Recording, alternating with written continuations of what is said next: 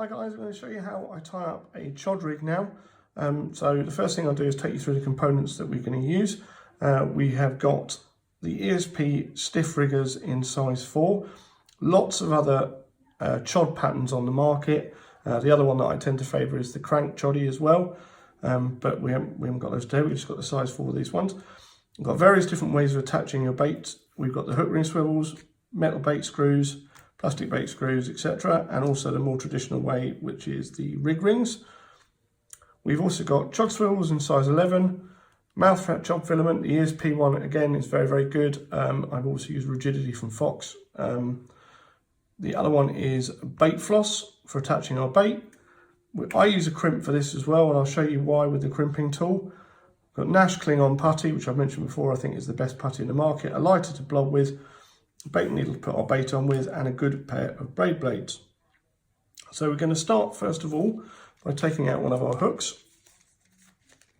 Nice, sharp, durable pattern with a great wide gape on it. Does everything you need from a chod hook.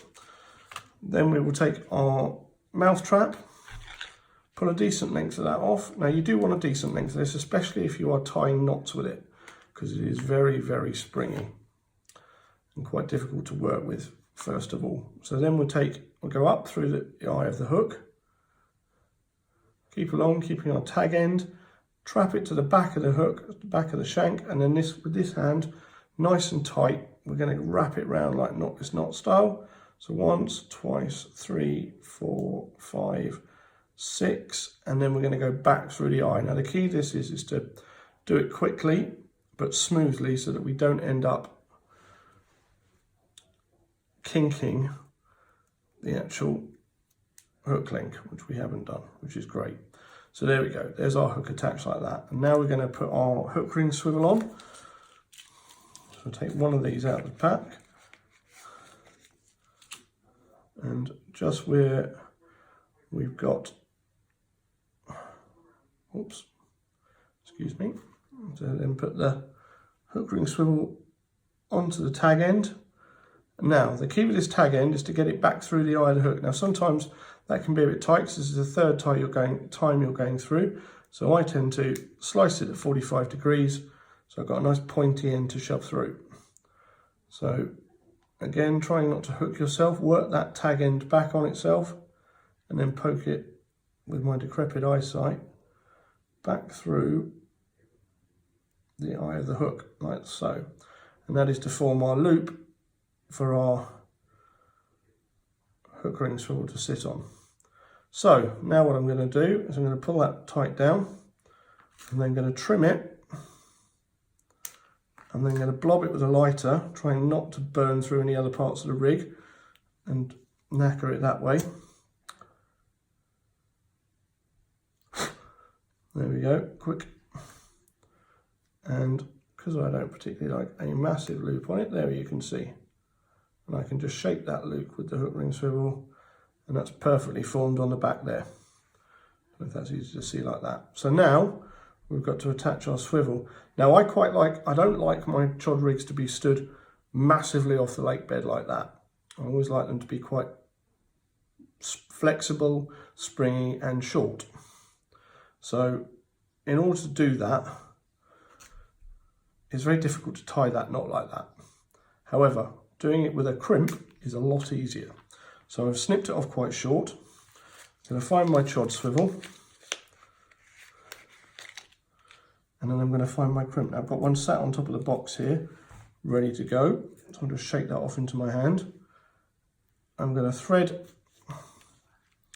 that onto the bottom half of my chod, like so. And then I'm going to thread my small eye of my chod ring swivel onto there, and then I'm going to tip the whole thing upside down again, bend this over and pop that bit through there as well, and then slide that back down hard against the hook. I'm just going to have the tip end with my teeth there. I'm going to slide that right the way up against, oh hang on a second, against my swivel there. Now what I need to make sure I'm doing here is just a little tag end coming out the bottom there. So I need to position on our, because we've got our small and our large holes indicated by the S and the L. I need to make sure this is stood up in the small one. Okay, so it is, it's stood in, it's right in the right place. I'm going to dangle it down, make sure it's in the right place, and then that's it, crush it down. And there we go. Oops, just pop that out of the mould. So there we can see, that is our completed chod rig. Now, you can put the putty wherever you like. You can put the putty above the swivel there, but these chod swivels are designed so you can pop the putty around them. I personally like to use quite a balanced bait, so I don't have to use tons of putty. I want it to flutter down and settle on whatever I'm fishing over or fishing into, be it weed or, you know, I know it's particularly silty, or I don't really know what the lake bottom's like, and I'm just kind of casting out at showing fish and hoping to kind of nick a bite, which is quite often what I use a chod rig for. So the putty there moulds nicely around the swivel, but still allows the rig to spin, which is what it's designed to do. It must be able to spin freely. And then you can then put that onto a chod bin, or put it onto, or just gently, you know, curve it over a kettle, or you can sit there and play with it with your fingers for ages and curl it and curl it and curl it, and it will eventually sit into the right thing. I like to put mine onto a chod bin and then steam it with a kettle, and I find that fits it perfectly. So just to finish that one off, we are going to pop our bait on it. So decent length of bait floss, nice bright yellow pop-up for illustrative purposes. And we'll pierce the middle of that bait, so go right through it.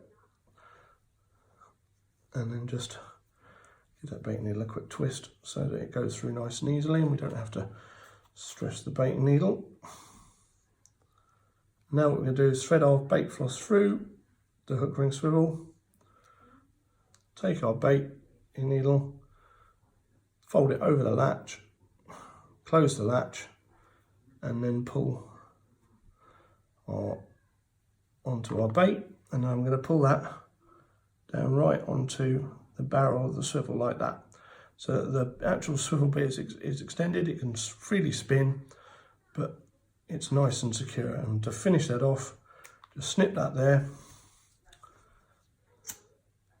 and literally burn that down with the lighter right to the bait, and then turn the lighter on its side and literally blob it against it like that. And you can see that is really nice and secure now. Now, just to finish this off, or just to fully explain why we've bothered to use this in the first place and not a Ronnie. This is ideal, as the name would suggest, for fishing over chod.